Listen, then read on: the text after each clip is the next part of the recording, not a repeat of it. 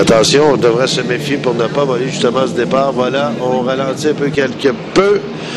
4 secondes, 3 secondes, et ça sera fait pour le début de cette deuxième qualification avec le Soresto Racing qui prend la pole assez facilement, suivi derrière par l'embarcation du Trimax EK.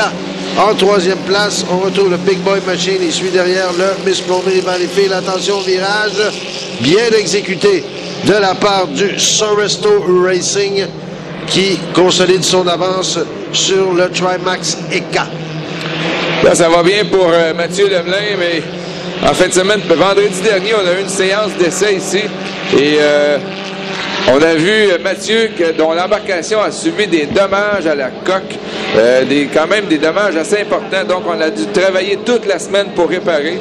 Et là, jusqu'à maintenant, ça va bien. Mathieu qui a des grosses expectatives cette année dans cette classe 1.5 litres.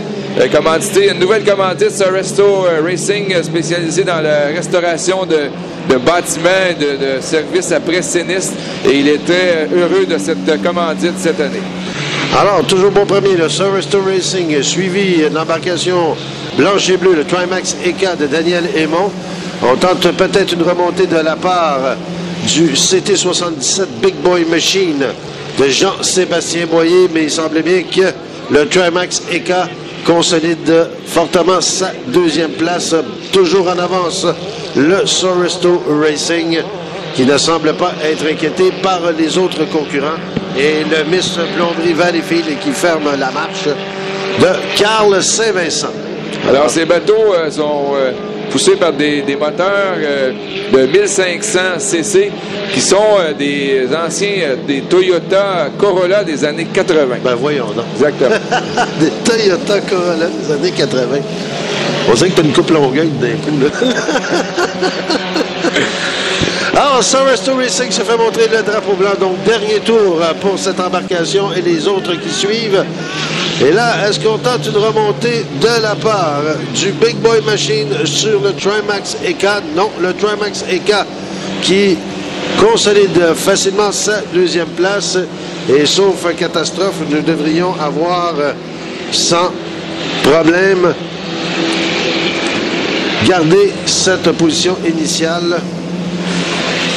Avec le Soresto Racing, l'embarcation jaune et noire qui facilement s'amène au dernier virage.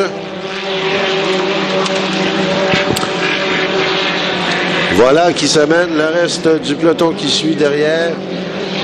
Alors ça, problème aucun. Le Soresto Racing qui va se voir offrir le drapeau à damier pour cette deuxième qualification des 1.5 litres.